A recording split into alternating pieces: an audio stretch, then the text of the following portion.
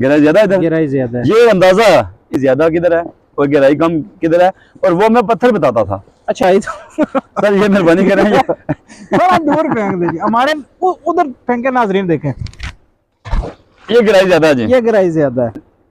एक तजर्बा था, हमने आपको बता दिया। आज मैं और मुशर्रफ भाई, आज हम मौजूद हैं दन्ना के मुकाम पर। यहाँ एक खूबसूरत नाला बॉन, और इस नाला बॉन के साथ जुड़ी हुई हमारी बचपन की यादें, और वो यादें आज ताज़ा करने के लिए हम आए, और अपने नाजरीन को उनकी खूबसूरत आंखों के साथ उनको व्यू करवाने के लिए मैं आया।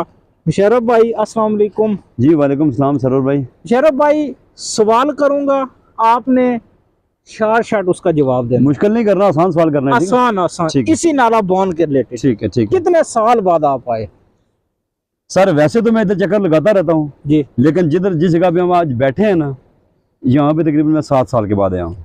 अच्छा, मैं भी 2 से 2.5 साल बाद यहाँ आया हूँ। आपने तैरना कहाँ से सीखा?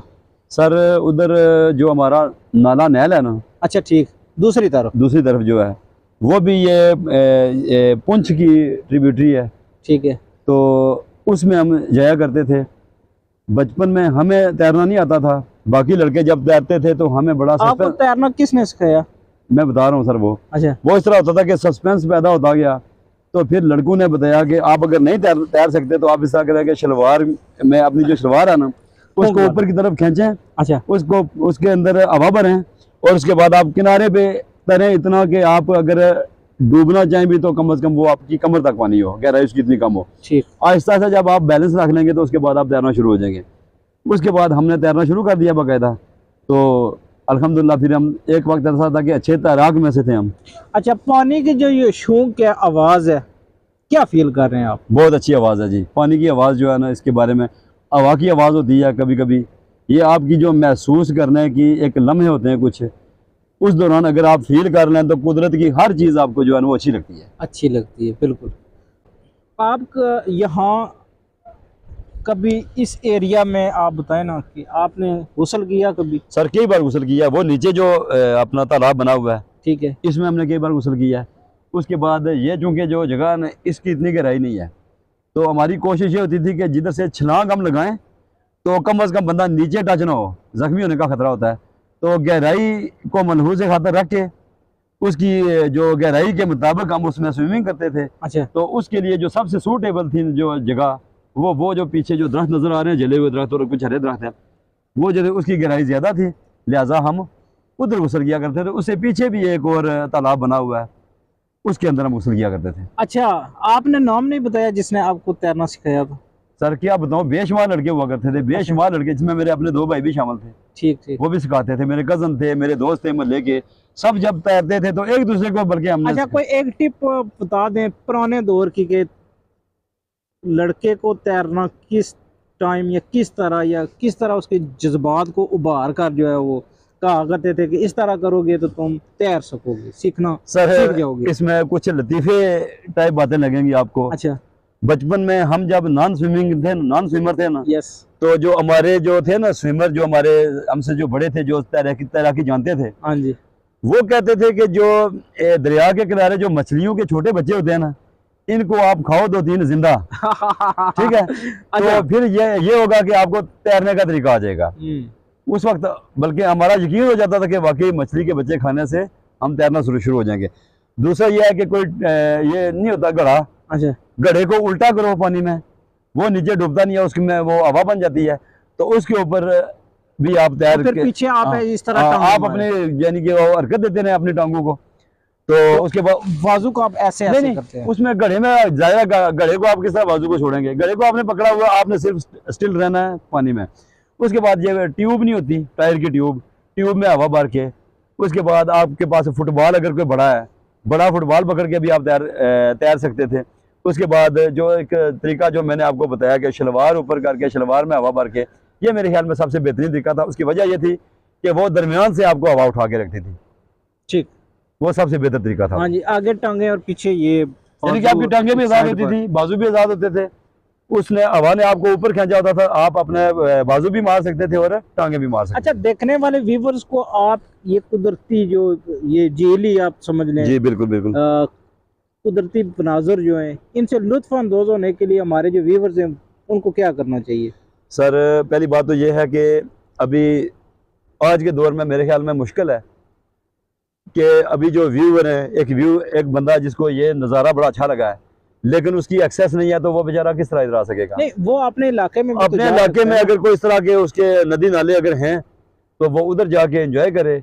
अगर वो इसके लिए स्पेशल अगर टाइम निकाले कि जी मैंने आज दरिया पे जाना है किनारे पे, तो यकीनन अगर वो माइंड सेट बनाएगा तो उसको ये जो टाइम गुजरा होगा बहुत अच्छा अच्छा, गुजरेगा। मैंने सुना कि 50 साल पहले एक यहाँ धन्ना में एक बंदा हुआ, जी तो जो सुबह वो नाला बांध पर आ जाया करता था जी और शाम को वापस जाता था। उसकी रीजन क्या थी?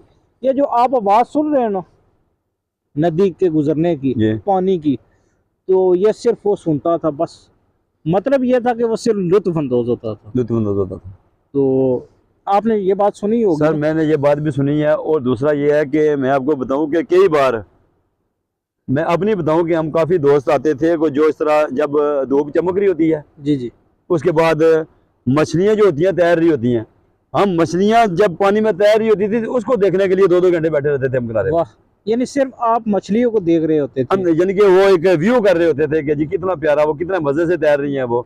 कई बार हमने सोचने की कोशिश की कि वो मुड़ती किस तरह है, वो उसकी टांगे भी नहीं होती हैं, लेकिन यह है कि वो कुदरत का कमाल था, वो परों को इस तरह यानी कि करके यानी कि वो बड़ा हम यानी एंजॉय करते देखे थे ना कुदरत का क्या कमाल है कि सर्दी हो गर्मी हो मछली पानी के पानी अंदर में, और मछली थोड़ी सी बाहर निकाले तो वो फड़कना शुरू हो जाएगी। फट गया, उसकी डेथ हो जाती सही है। बात है, ये अल्लाह का कमाल, अल्लाह के हर काम में सही बात है। कोई ना कोई राज होता है।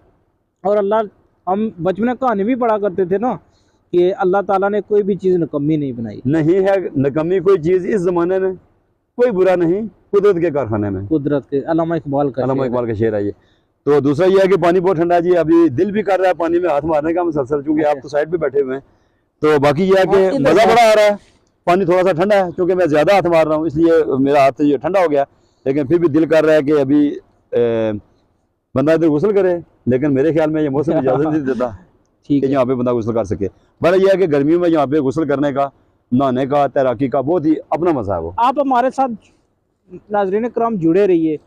अब मार्च अप्रैल में गर्मियाँ पड़ेंगी और हम आपको सिखाएंगे भी तैरना, और उसके जो देसी तरीक़ाकार हैं।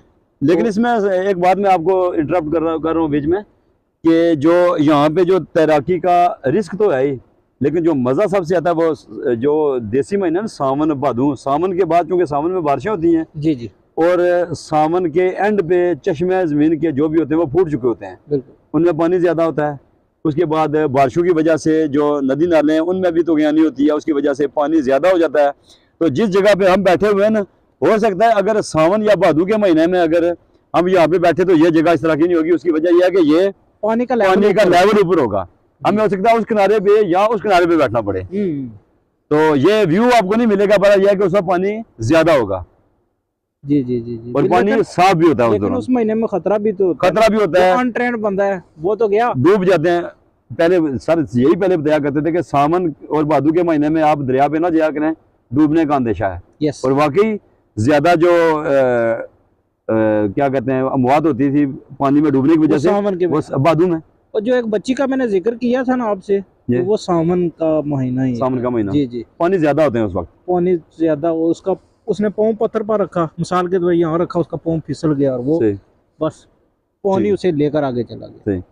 बहरहाल जी ये बहुत प्यारी जगह है, ये कुदरती देखें अल्लाह ताला ने यानी कि हर चीज़ हमारे लिए नियामत बनाई है जी।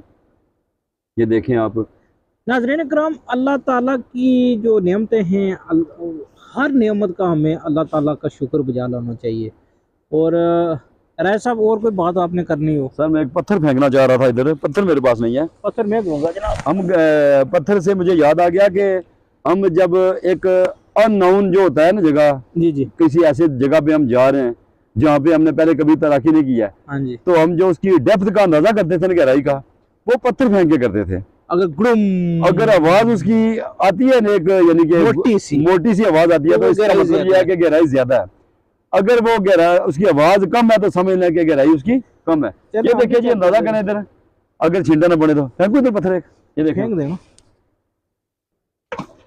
इधर की गहराई कम है, तो अच्छा ये इसको देखते हैं, ये ज्यादा गहराई है इधर। ये गहराई ज्यादा है और ये आप इधर पीछे फेंको, अभी देख रहे हैं इधर गहराई ज्यादा होगी, इधर ये गहराई ज्यादा है इधर। गहराई ज्यादा है। ये अंदाजा, इसमें कोई शक नहीं है कि ये हम इस तरह अंदाजा किया करते थे कि गहराई ज्यादा किधर है और गहराई कम किधर है, और वो मैं पत्थर बताता था। अच्छा गहराई तो सर ये मेहरबानी करें ये थोड़ा दूर फेंक दीजिए, हमारे उधर फेंके, नाजरीन देखें गहराई ज्यादा है जी, ये गहराई ज्यादा है। ठीक है। तो ये एक तजर्बा था, हमने आपको बता दिया। नाजरीन मैं उम्मीद करता हूँ कि आज का ये खूबसूरत व्लॉग आपने अपनी खूबसूरत आंखों से देखा होगा, आपने इसको पसंद भी किया होगा। अगले व्लॉग तक के लिए मोहम्मद सरवर और राजा मोहम्मद मुशर्रफ साहब को इजाज़त दें। अल्लाह हाफिज़। अल्लाह हाफिज़।